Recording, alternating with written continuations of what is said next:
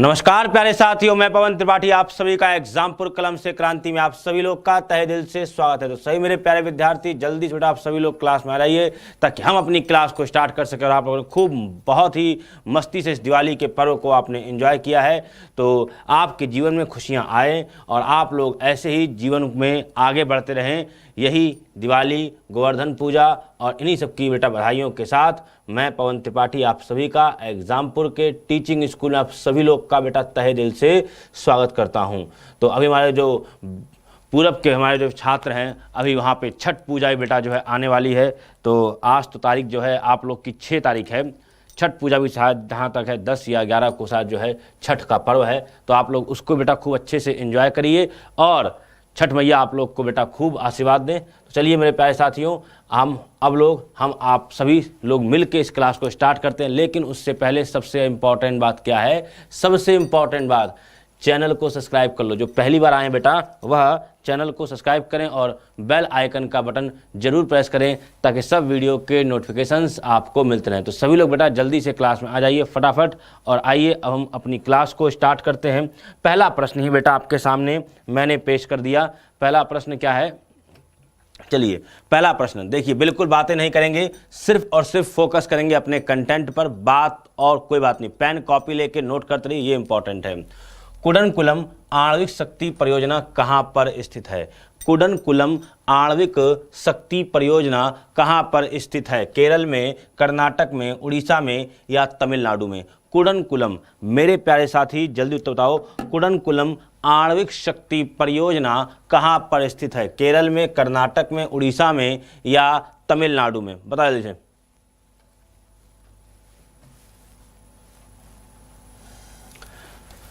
बताओ बेटा जल्दी से। मैंने पूछा आपको कि कुडनकुलम आणविक शक्ति परियोजना कहाँ पर स्थित है? केरल में, कर्नाटक में, उड़ीसा में या तमिलनाडु में? सभी लोग बेटा जोरदार तरीके से वीडियो को शेयर करिए। सभी लोग बेटा जोरदार तरीके से वीडियो को शेयर करिए। एकदम धुआं धुआं करना भैया, अब बिल्कुल अच्छे से।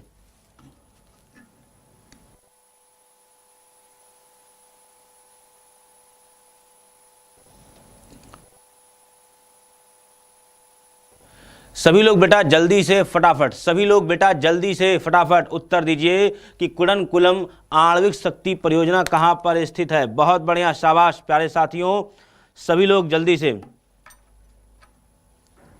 चलिए कहां बेटा? तमिलनाडु में। कहां बेटा? तमिलनाडु में है। और ध्यान रखिए कर्नाटक में क्या है बेटा? कर्नाटक में कैगा अणु शक्ति संयंत्र है। कैगा कर्नाटक में कौन सा बेटा? कैगा अणु शक्ति संयंत्र है। कौन सा बेटा? कैगा अणु शक्ति संयंत्र। कौन सा बेटा? कैगा अणु शक्ति संयंत्र है। कहाँ बेटा? कर्नाटक में। इसको बेटा नोट कर लो, कैगा अणु शक्ति संयंत्र कौन सा बेटा? कर्नाटक में है। इतनी बातों को बेटा नोट कर लो जल्दी से, यहाँ तक की बातों को नोट कर लो। कैगा अणु शक्ति संयंत्र, जल्दी से बेटा नोट कर लो फटाफट, देर नहीं करना है, जल्दी से। चलिए आगे बढ़ते हैं। मैंने कहा ना देर नहीं करेंगे और चीज़ों को फटाफट जल्दी से जल्दी सॉल्व करेंगे। कलपक्कम, कलपक्कम किस लिए प्रसिद्ध है? कलपक्कम किस लिए प्रसिद्ध है? आपके ऑप्शंस हैं परमाणु शक्ति संयंत्र के लिए, रक्षा प्रयोगशाला के कारण, रॉकेट परीक्षण केंद्र हेतु या अंतरिक्ष केंद्र हेतु। प्यारे साथियों ध्यान रखिए, प्रश्न क्या पूछा है? कलपक्कम किस लिए प्रसिद्ध है? कलपक्कम किस लिए प्रसिद्ध है? आपके ऑप्शंस हैं परमाणु शक्ति संयंत्र के लिए, रक्षा प्रयोगशाला के कारण, रॉकेट परीक्षण केंद्र हेतु या अंतरिक्ष केंद्र हेतु। बताइए। कलपक्कम,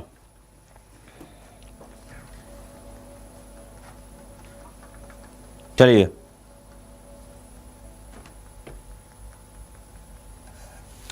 प्यारे साथियों उत्तर दो। मैंने पूछा कलपक्कम किस लिए प्रसिद्ध है?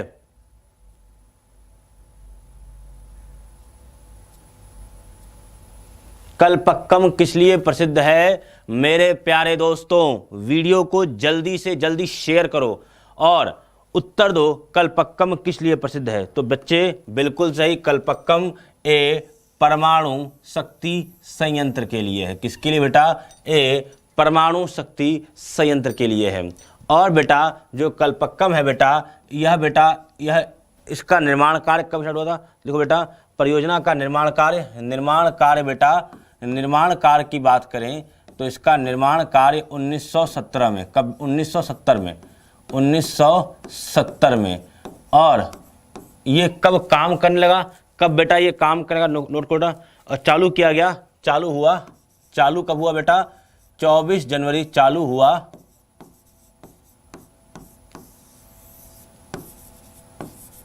24 जनवरी 1984 को। और बेटा इसकी सबसे खास बात क्या है? कि यह विश्व का एकमात्र ऐसा रिएक्टर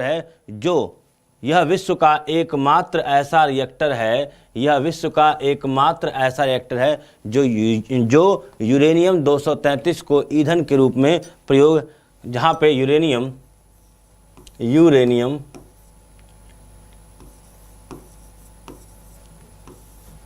233 का ईंधन के रूप में प्रयोग किया जाता है।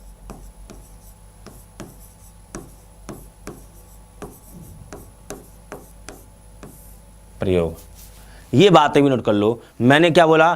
कल्पक्कम बेटा क्या है? कल्पक्कम परमाणु शक्ति संयंत्र के लिए फेमस है। इसका निर्माण कार्य 1970 में हुआ था और 24 जनवरी 1984 में बेटा क्या हुआ था? यह चालू हुआ था। और यह विश्व का एकमात्र ऐसा रिएक्टर है जहां पर यूरेनियम 233 ईंधन के रूप में प्रयोग होता है। चलिए आगे बढ़ते हैं। बिल्कुल,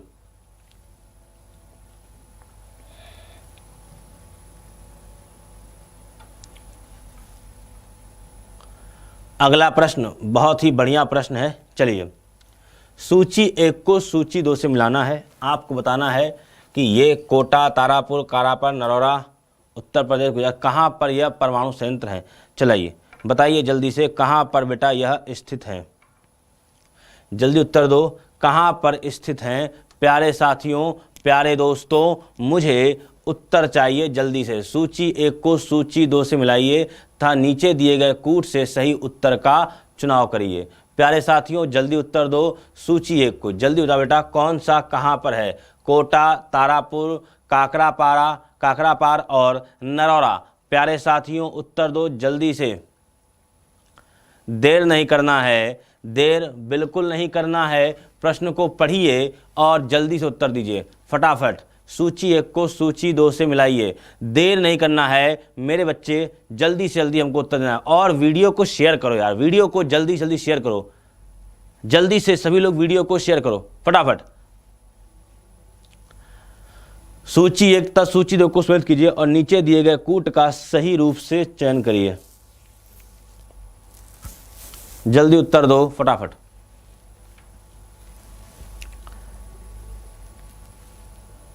देर नहीं करना है, फटाफट बेटा सभी लोग उत्तर दो जल्दी से। प्यारे साथियों सभी लोग बेटा जल्दी से उत्तर दो, देर नहीं करना है, सभी लोग बेटा उत्तर दो। चलो आगे बढ़ते हैं, अब देखते हैं कौन सा सही है। कोटा जानते ही हो बात, उसमें तो सोचना नहीं है, राजस्थान। तारापुर कहाँ पड़ता है? महाराष्ट्र में। काकरापार गुजरात में। नरौरा यूपी में। ठीक है, तो पेयर क्या बना बेटा? 4 3 2 1, 4 3 2 1, 4 3 2 1 बेटा, ये बना आपका क्या? सीक्वेंस। और आइए देखते हैं 1 2 3 4, 4 3 2 1। तो मेरे प्यारे दोस्तों जो बी वाला जो ऑप्शन है वह मेरे बच्चे बिल्कुल सही है। तो आइए आगे बढ़ते हैं। नोट कर लिया होगा, जो लोग स्क्रीनशॉट लेना चाहते हैं स्क्रीनशॉट भी ले लें, बाकी बातें हम आगे करते हैं। भारत का प्रथम परमाणु ऊर्जा केंद्र है, भारत का प्रथम परमाणु ऊर्जा केंद्र क्या है? BARC, तारापर परमाणु ऊर्जा, नरौरा परमाणु ऊर्जा, या इनमें से कोई नहीं। भारत का प्रथम परमाणु ऊर्जा केंद्र कौन सा है?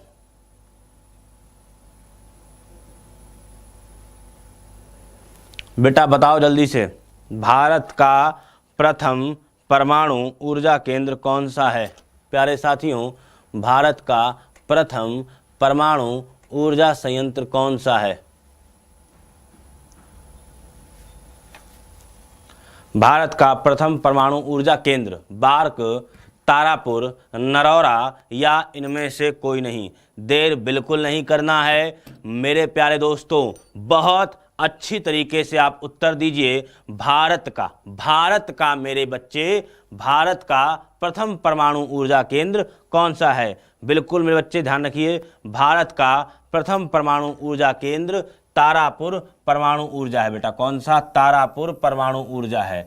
अब आप कहेंगे सर कैसे? बेटा इसकी जो स्थापना हुई थी, इसकी स्थापना 1969 में हुई थी। कब हुई थी बेटा?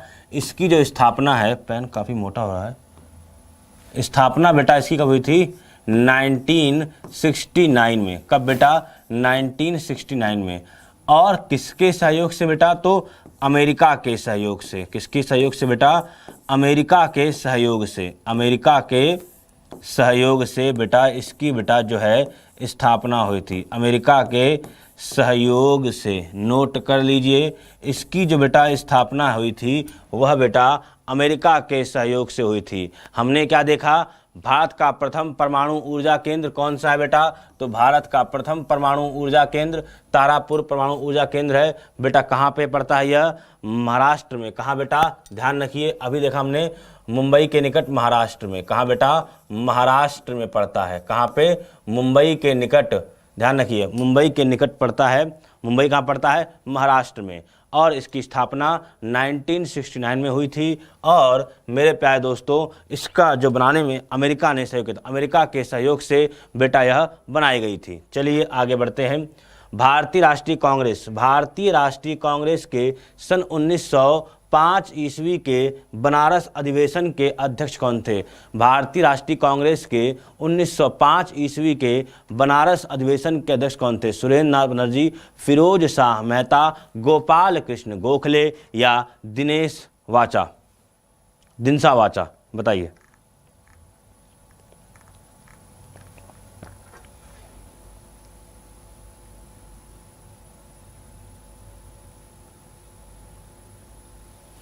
बेटा जल्दी बताओ फटाफट।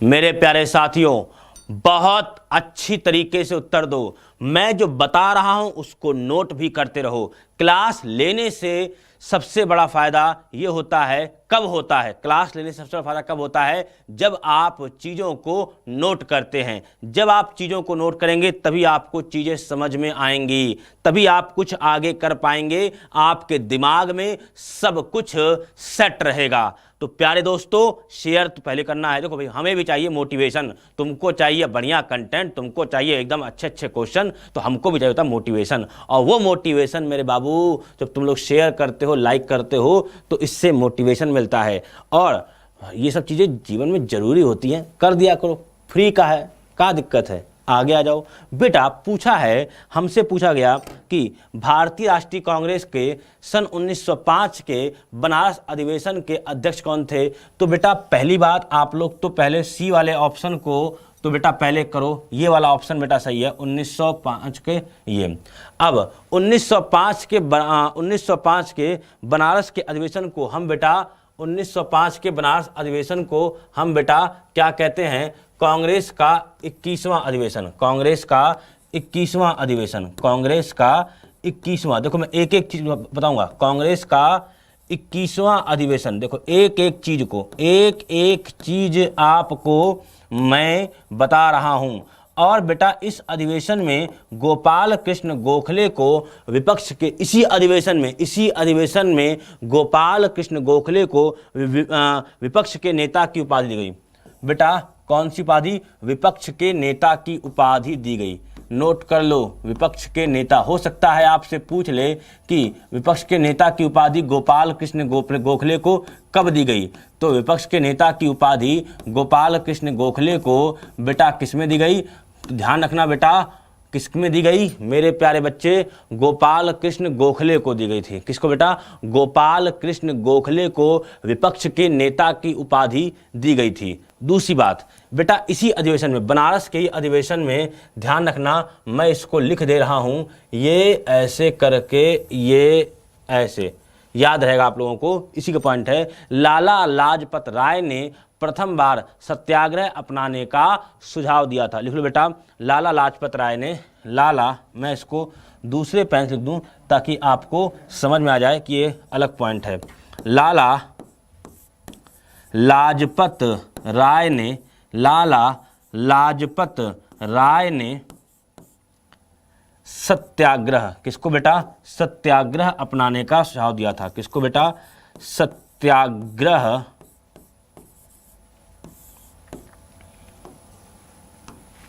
अपनाने का सुझाव दिया।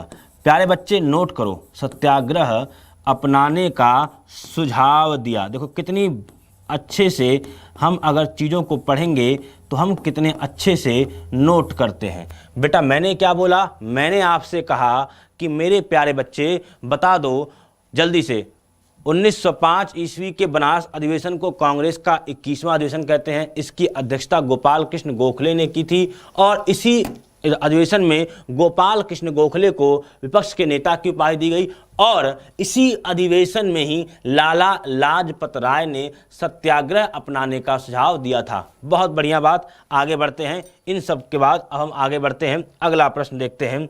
अगला प्रश्न है आपके सामने, क्या पूछा है इसको देखते हैं।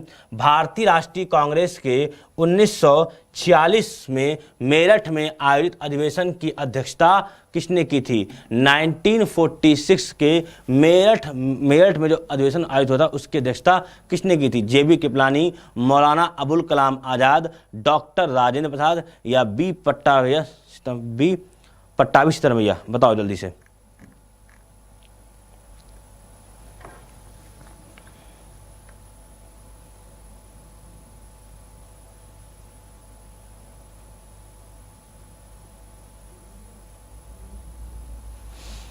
मेरे प्यारे साथियों उत्तर दो।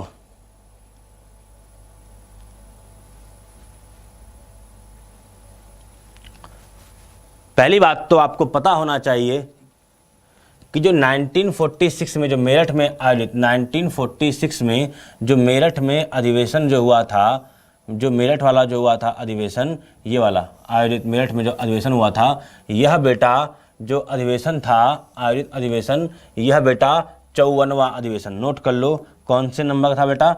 54वां, 54th अधिवेशन। कौन सा बेटा? 54th अधिवेशन था। पहली बात तो आपको ये पता होनी चाहिए, कौन सा बेटा? 54th 54वां अधिवेशन था। अब इस अधिवेशन की सबसे खास बात क्या थी, यह बता दो। इस अधिवेशन की सबसे खास बात बेटा ये थी कि यहाँ पे जो अध्यक्ष थे बेटा वो कौन थे? जेबी कृपलानी थे। बेटा ये प्रश्न पूछता है कि स्वतंत्रता प्राप्ति के समय मेरे प्यारे बच्चे, स्वतंत्रता प्राप्ति के समय जो भारतीय राष्ट्रीय कांग्रेस है उसके अध्यक्ष कौन थे? तो स्वतंत्रता प्राप्ति के समय भी जेबी कृपलानी ही भारतीय राष्ट्रीय कांग्रेस के अध्यक्ष थे। लिख लो बेटा, स्वतंत्रता प्राप्ति के समय भी, स्वतंत्रता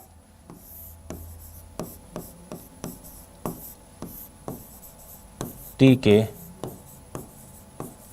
समय भी भारतीय राष्ट्रीय कांग्रेस के अध्यक्ष, भारतीय राष्ट्रीय कांग्रेस के अध्यक्ष रहे थे। इन बातों को ही बच्चे आप नोट कर लो। स्वतंत्रता प्राप्ति के समय भी भारतीय राष्ट्रीय कांग्रेस के मेरे बच्चे ये अध्यक्ष रहे थे। ये बातें बेटा आप नोट कर लो जल्दी से। यहाँ तक की बातों को भी आप अच्छे से बेटा नोट कर लो, फटाफट, देर नहीं करते हैं। और अब अगले प्रश्न की तरफ हम लोग आगे बढ़ते हैं। मदन मोहन मालवीय भारतीय राष्ट्रीय कांग्रेस के अध्यक्ष कितनी बार चुने गए? मदन मोहन मालवीय भारतीय राष्ट्रीय कांग्रेस के अध्यक्ष कितनी बार चुने गए? जल्दी उत्तर दो फटाफट।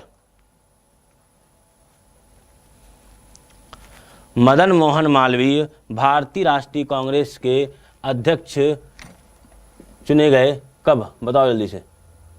मदन मोहन मालवीय।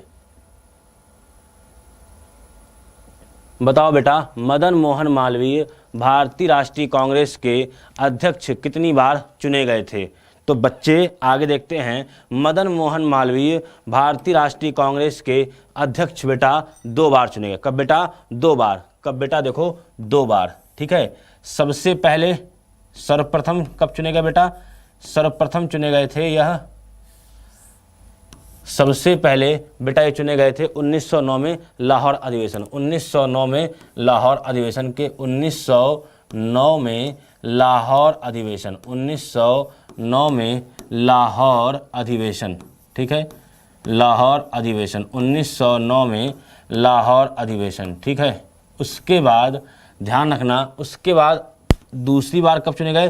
तो 1918 में दिल्ली में, 1918 में दिल्ली अधिवेशन, 1918 में दिल्ली अधिवेशन में जो है यह अध्यक्ष चुने गए, दिल्ली अधिवेशन। तो ये दोनों बातें भी आप लोग नोट कर लो, दिल्ली अधिवेशन।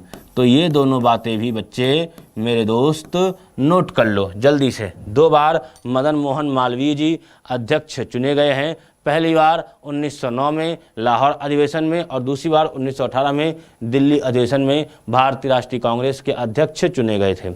चलिए भाई आगे बढ़ते हैं।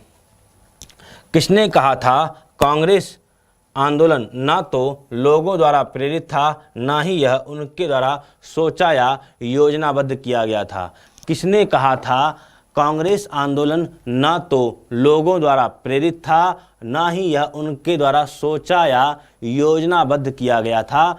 Lord Dufferin, sir Syed Ahmad, lord Curzon या लाला लाजपत राय? बताइए, किसने कहा था कांग्रेस आंदोलन ना तो लोगों द्वारा प्रेरित था, ना ही यह उनके द्वारा सोचा या योजनाबद्ध किया गया था? Lord Dufferin, sir Syed Ahmad, lord Curzon या लाला लाजपत राय? बताइए जल्दी से, किसने कहा था?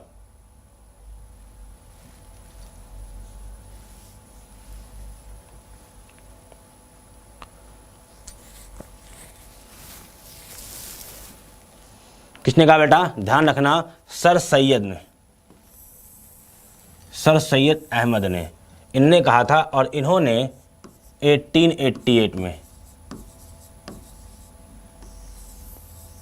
इन्होंने बेटा 1888 में जो है एक एसोसिएशन की स्थापना की थी, यूनाइटेड इंडियन पैट्रियोटिक एसोसिएशन। इन्होंने United Indian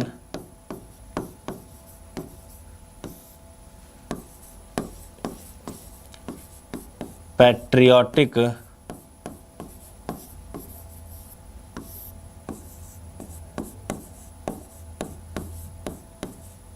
association, United Indian patriotic association की स्थापना की थी। ठीक है। और जिसका बेटा उद्देश्य क्या था? कांग्रेस के प्रचार को निष्फल करना। एक ही उद्देश्य था, कांग्रेस को प्रचार के निष्फल करना और कांग्रेस से लोगों को दूर करना। इसी उद्देश्य से सर सैयद ने बेटा 1888 में यूनाइटेड इंडियन पैट्रियोटिक एसोसिएशन की स्थापना की थी। उद्देश्य एक ही था, कांग्रेस के प्रचार को निष्फल करना और लोगों को कांग्रेस से दूर करना, और कुछ नहीं था। और उन्होंने कहा था कि कांग्रेस आंदोलन ना तो लोगों द्वारा प्रेरित था और ना ही यह उनके द्वारा सोचा गया, सोचा या योजनाबद्ध किया गया था। ये बात सर सैयद ने कही थी। चलिए आगे बढ़ते हैं। आप लोगों ने नोट कर लिया होगा, एक एक बात जो इम्पॉर्टेंट है मैं आप लोगों को बता दे रहा हूँ ताकि आप लोगों को कोई भी डाउट ना हो। इसको नोट करोगे तो फ़ायदा होगा, नोट करोगे तो फ़ायदा होगा। इनमें से कौन सबसे कम आयु में भारतीय राष्ट्रीय कांग्रेस के अध्यक्ष बनने वाला व्यक्ति? उस व्यक्ति का नाम बताइए जो सबसे कम आयु में भारतीय राष्ट्रीय कांग्रेस का अध्यक्ष बनने वाला व्यक्ति कौन था? बताइए।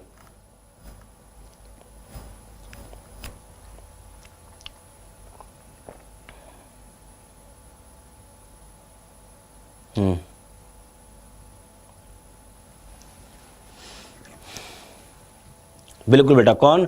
अबुल कलाम आज़ाद। देर नहीं करेंगे, कौन बेटा? अबुल कलाम आज़ाद जी थे। कब बेटा? इन्होंने मात्र 35 वर्ष की आयु में, कब बेटा? 35 वर्ष की आयु थी इनकी। कितनी बेटा? 35 वर्ष नोट कर लीजिए, 35 वर्ष की आयु। और बेटा ध्यान रखना दूसरी बात, 1940 में बेटा यह रामगढ़ अधिवेशन के अध्यक्ष रहे थे। 1940 में रामगढ़ अधिवेशन की अध्यक्षता की थी। 1940 में रामगढ़ अधिवेशन की अध्यक्षता की थी। रामगढ़ अधिवेशन की अध्यक्षता की थी। अधिवेशन की अध्यक्षता।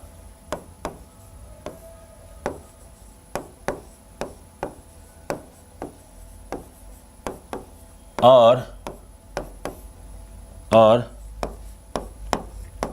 देखो एक एक चीज लिखा रहा हूं मैं, जब मैं लिखने में कंजूसी नहीं कर रहा तो आप भी कंजूस मत करो। लगातार 6 वर्षों तक, 6 ब्रैकेट में 6 वर्षों तक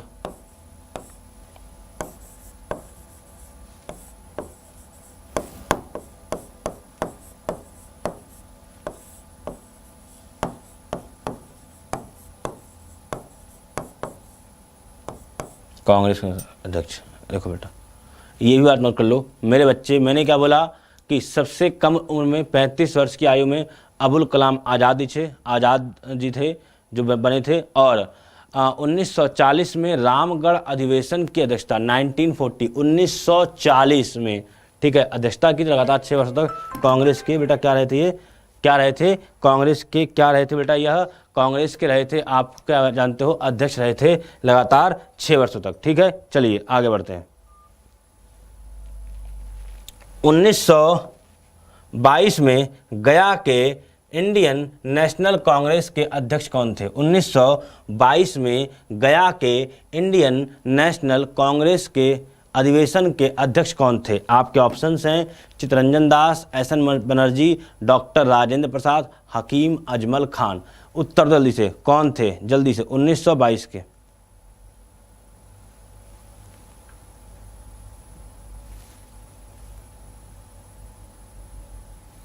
चलिए बेटा कौन थे? चित्तरंजन दास। कौन थे बेटा? चित्तरंजन दास। और बेटा इनको देश बंधु भी कहते थे। इन्हें बेटा क्या कहते थे?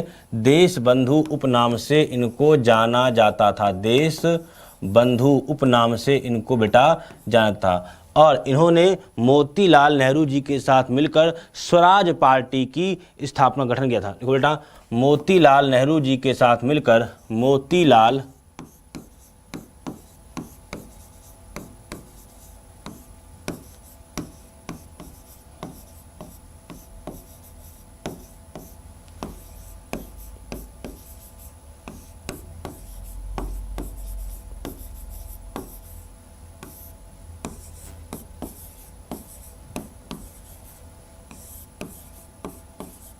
स्वराज पार्टी का गठन किया था।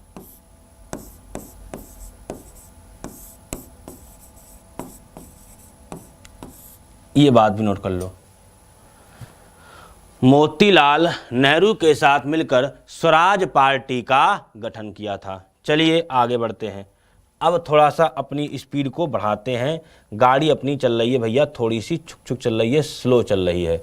अपनी गाड़ी में पेट्रोल डालते हैं और अपनी गाड़ी को तेजी से भगाते हैं। राजा जनता के लिए बने हैं। राजा जनता के लिए बने हैं, जनता राजा के लिए नहीं बनी है। राष्ट्रीय आंदोलन के दौरान निम्नलिखित में से यह कथन या यह वाक्य किसने दिया था? सुरेंद्र नाथ बनर्जी, R.C. दत्त, दादा भाई नौरोजी या गोखले ने। बेटा प्रश्न आपके सामने है कि राजा जनता के लिए बने हैं, जनता राजा के लिए नहीं बनी है। राष्ट्रीय आंदोलन के दौरान निम्नलिखित में से किसने यह वक्तव्य या कथन दिया था? मुझे आप उसका नाम बताइए। बिल्कुल सिंपल सा क्वेश्चन है, सभी जानते हैं, दादा भाई नौरोजी ने। किसने बेटा? दादा भाई नौरोजी ने। ठीक है, आगे बढ़ते हैं भाई, अगली बात को देखते हैं। ब्रिटिश हाउस ऑफ कॉमन्स में चुने जाने वाले दादा भाई नौरोजी प्रथम भारतीय थे जिन्होंने इस दल के टिकट पर चुनाव लड़ा था। मतलब पूछा है बेटा कि ब्रिटिश हाउस ऑफ कॉमन्स में चुने जाने वाले दादा भाई नौरोजी पहले भारतीय थे जिन्होंने इस दल के टिकट पर चुनाव लड़ा था। उदारवादी, मजदूर दल, कंजर्वेटिव दल, साम्यवादी कौन थे? बताइए जल्दी से, किसके टिकट पर भैया इन्होंने चुनाव लड़ा था? प्रश्न ये है, ब्रिटिश हाउस ऑफ कॉमन्स में चुने जाने वाले दादा भाई नौरोजी प्रथम भारतीय थे जिन्होंने इस दल के टिकट पर चुनाव लड़ा था। किस दल के टिकट पर इन्होंने चुनाव लड़ा था? बताओ बेटा कौन थे? तो उदारवादी दल। किससे बेटा? उदारवादी दल से बेटा यह जो है, एक सेकंड अच्छे से लिखें, उदारवादी। चलिए आगे बढ़ते हैं। निम्नलिखित में से किसे भारतीय ग्लैडस्टोन कहा जाता है? बेटा आपको उसका नाम बताना है जिसे भारतीय ग्लैडस्टोन कहा जाता है।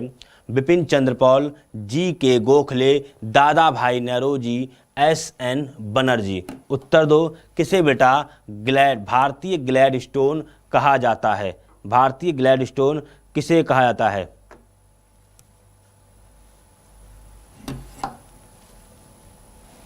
उस व्यक्ति का नाम बताइए जिसे भारतीय ग्लैडस्टोन कहा जाता है। बिपिन चंद्र पाल, जी के गोखले, दादा भाई नौरोजी या एस.एन. बनर्जी? बिल्कुल बेटा, कौन? दादा भाई नौरोजी, दादा भाई नौरोजी। और कहीं कहीं आपको इनके बारे में एक उपमा और दी जाती है, grand old man of India. Grand, इनके बारे में एक उपमा और है, ग्रैंड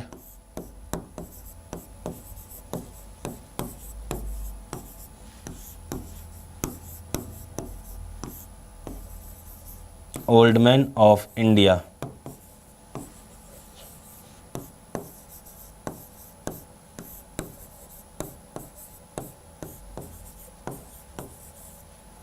भी कहा था, grand old man of India भी कहा था है। चलो आगे बढ़ते हैं, नोट कर लो जल्दी से, grand old man of India भी इनको कहते हैं। आगे बढ़ते हैं। महाराष्ट्र में गणपति पर्व का श्री गणेश किसने किया था?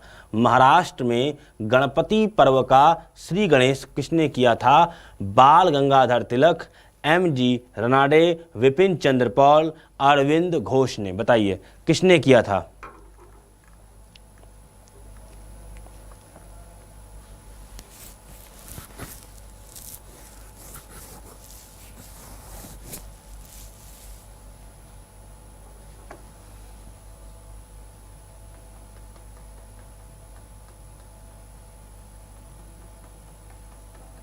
चलिए, किसने बेटा?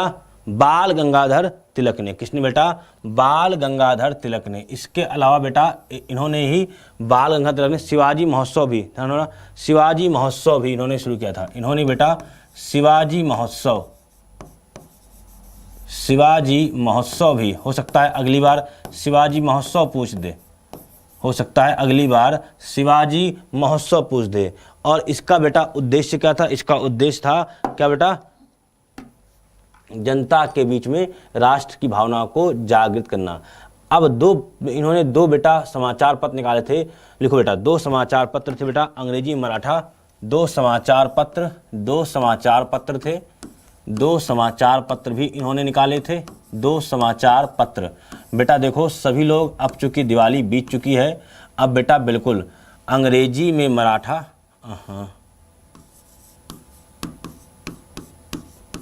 अंग्रेजी में मराठा, ठीक है, और मराठी में केसरी, मराठी में केसरी, ठीक है, केसरी, मराठी में क्या बेटा? मराठी में केसरी। और बिल्कुल चलो, और इनके बारे में एक बात और एक ने कही थी, इन्हें भारतीय अशांति का, वैलेंटाइन शिरोल ने, वैलेंटाइन शिरोल ने। लिखो बेटा वैलेंटाइन, वैलेंटाइन, ये बेटा इंपॉर्टेंट है, वैलेंटाइन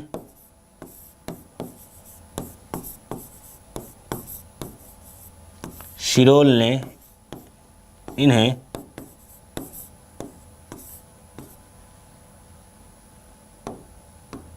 भारतीय अशांति का जनक कहा। इन्हें भारतीय अशांति का जनक कहा, जनक तो कहवा करेंगे, जनक कहा।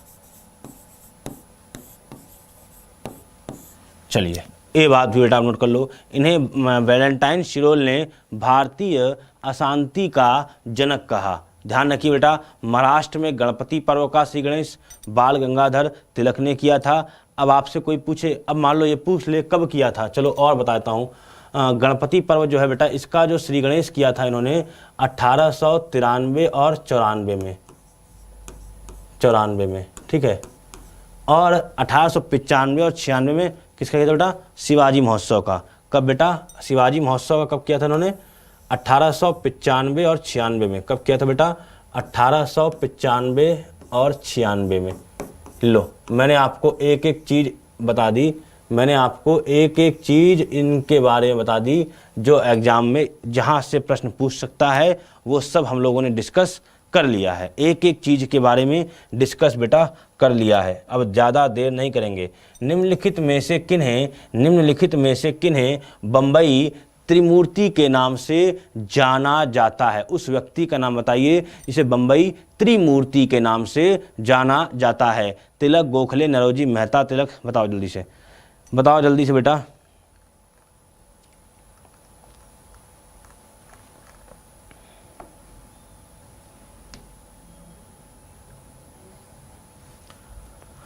बिल्कुल बेटा, कौन बेटा, बी,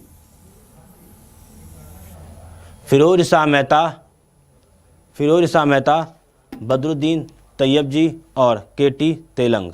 अरे एक सेकंड, फिरोज शाह मेहता, ये माफ़ करो भैया, माफ़ करो, समझ गया। देखो इसे कहते हैं जल्दबाजी में, ज़्यादा ओवर कॉन्फिडेंस में ये होता है। फिरोज शाह मेहता, केटी तेलंग और बदरुद्दीन तैयब जी, ये नाम पता आप लोग को, नोट कर लो जो लोग लिख रहे हैं।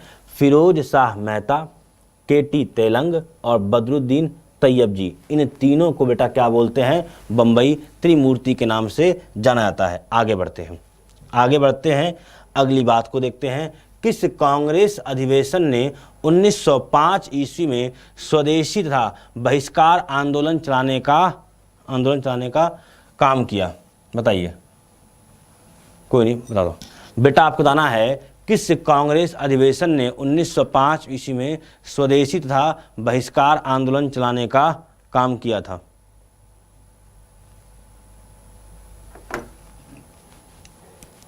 ये कंप्लीट नहीं है।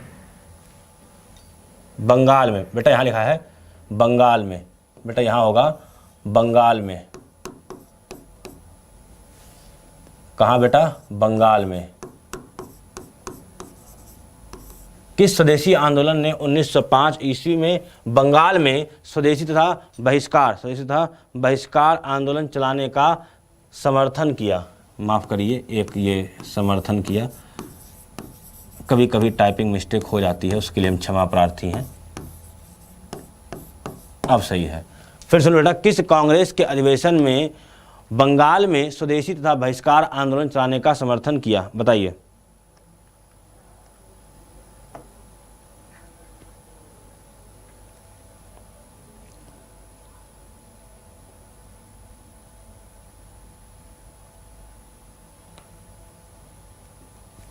चलिए, जैसा जानते हैं बंगाल विभाजन 19 जुलाई 1905 को हुआ था, और उसके बाद जो हुआ था बेटा अधिवेशन, कौन सा हुआ था बेटा, बनारस का अधिवेशन। तो बनारस के अधिवेशन में, किस बेटा, बनारस के अधिवेशन में, नोट कर लीजिए, बनारस के अधिवेशन में, ठीक है, बनारस के अधिवेशन में।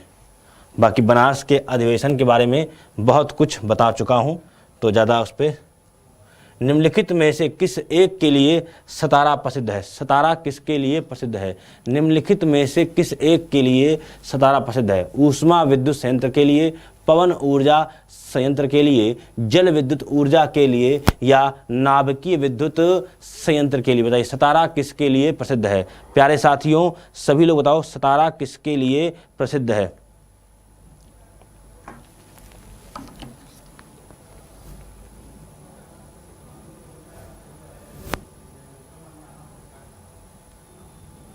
बताओ सतारा किसके लिए प्रसिद्ध है। बेटा प्रश्न ये है, सतारा किसके लिए प्रसिद्ध है।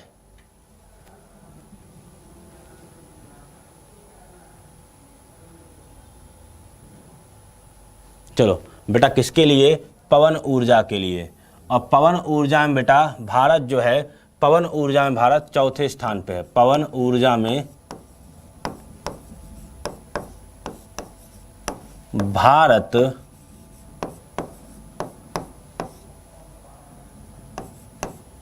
फोर्थ पोजीशन पे है।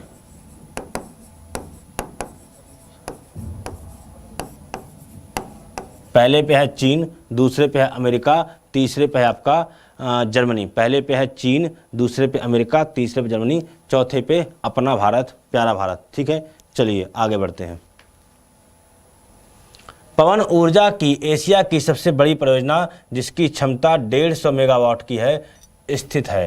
पवन ऊर्जा की एशिया की सबसे बड़ी परियोजना जिसकी क्षमता 150 मेगावाट की है स्थित है। बताइए, पवन ऊर्जा की सबसे बड़ी परियोजना जिसकी क्षमता 150 मेगावाट की है स्थित है गुजरात, महाराष्ट्र, तमिलनाडु और कर्नाटक में। बताइए जल्दी से।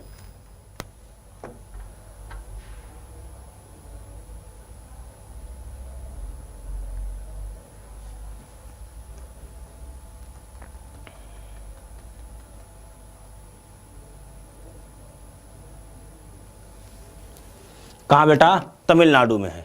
कहाँ बेटा, तमिलनाडु में है, कन्याकुमारी के निकट में। तमिलनाडु के कन्याकुमारी के निकट में है। चलिए 380 मेगावाट की है। चलिए आगे बढ़ते हैं बेटा, ये सारे प्रीवियस ईयर क्वेश्चन हैं। चलिए आगे बढ़ते हैं। निम्न राज्यों में से कौन सा राज्य पवन ऊर्जा के उत्पादन में प्रथम स्थान रखता है। बेटा आपसे पूछा है उस राज्य का नाम बताइए जो पवन ऊर्जा के उत्पादन में पहला स्थान रखता है। गुजरात, महाराष्ट्र, कर्नाटक या राजस्थान। कौन सा पवन ऊर्जा के उत्पादन में पहला स्थान रखता है।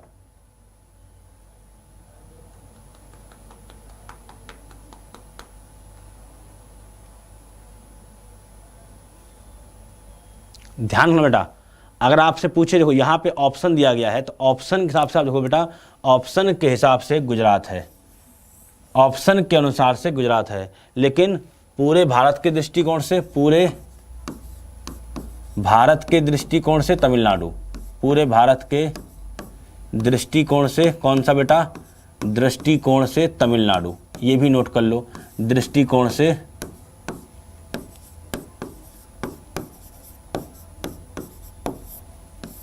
पूरे भारत के दृष्टिकोण से तमिलनाडु। चलिए आगे बढ़ते हैं। राणा प्रताप सागर परियोजना। राणा प्रताप सागर परियोजना एक अणुशक्ति संयंत्र है, एक मछली संरक्षण योजना है, या एक पन बिजली संयंत्र है, या एक शिपिंग यार्ड है। बताइए राणा प्रताप सागर परियोजना।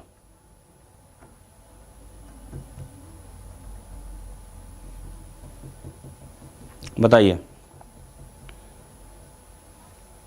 बेटा, राणा प्रताप परियोजना बताइए। एक पन बिजली संयंत्र बेटा, क्या है बेटा, यह एक पन बिजली संयंत्र है। कहाँ पे है, यह एक पन बिजली संयंत्र है। और राणा प्रताप सागर परियोजना बेटा राजस्थान में चंबल नदी पर, राजस्थान में चंबल नदी पर, राजस्थान में चंबल नदी पर, राजस्थान में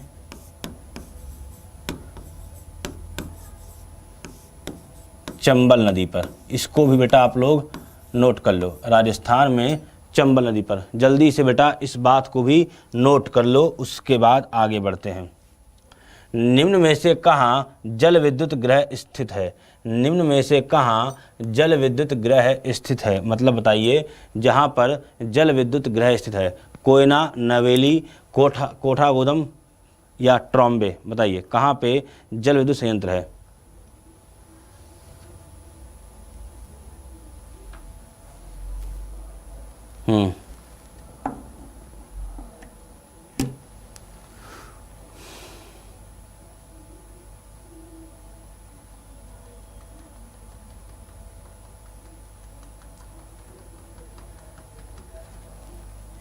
बिल्कुल बेटा, कहाँ बेटा, कोयना।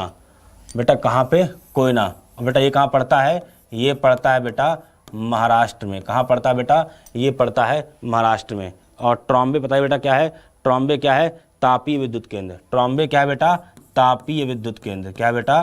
तापीय विद्युत केंद्र। नोट कर लो, ट्रॉम्बे क्या है बेटा? तापीय विद्युत केंद्र है। क्या है बेटा?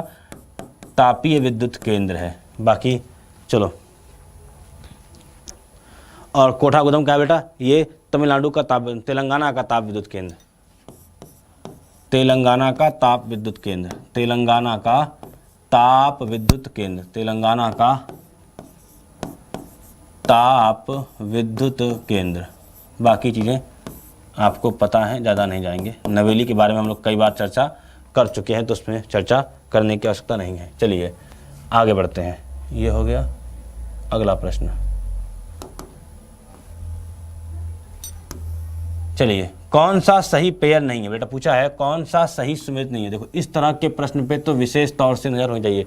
कौन सा सही सुमेलित नहीं है?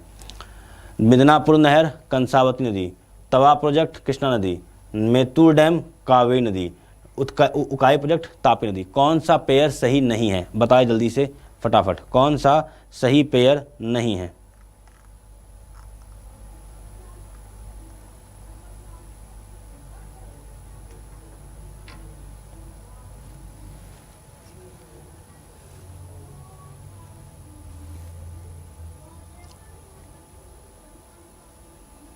बिल्कुल बेटा, कौन सा बेटा? बी,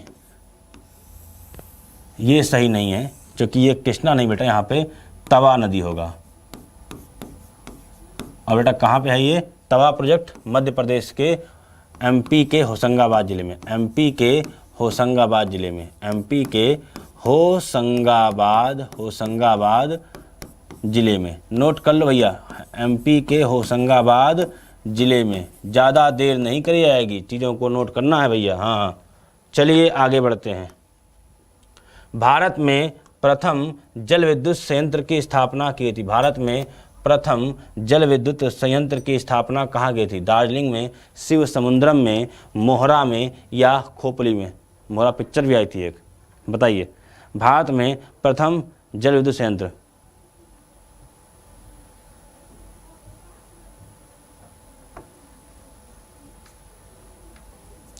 बेटा कहाँ पे? दार्जिलिंग में। कहाँ बेटा? दार्जिलिंग में। देर नहीं करते हैं, दार्जिलिंग में।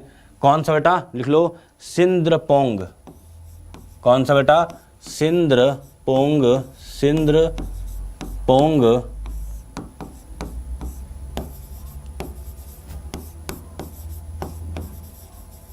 जल विद्युत संयंत्र। सिंगपोंग जल विद्युत संयंत्र। सिंद्रपोंग जल विद्युत संयंत्र। चलिए आगे बढ़ते हैं।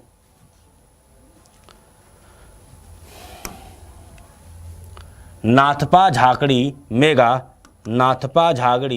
मेगा जल विद्युत परियोजना जो स्थित है। नागपा झाकड़ी मेगा जल विद्युत परियोजना कहाँ पर स्थित है? झेलम पे, रावी पे, सतलज पे या व्यास नदी? बताओ।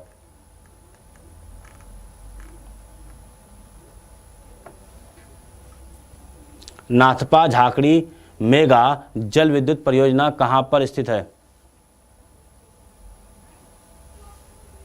कहाँ बेटा? सतलज नदी पर है। कहाँ बेटा? सतलज नदी पर है। और नाथपा झाकड़ी जल विद्युत परियोजना बेटा कहाँ पे है? तो ये बेटा ये पड़ता है आपका हिमाचल प्रदेश में। कहाँ है बेटा? हिमाचल प्रदेश में।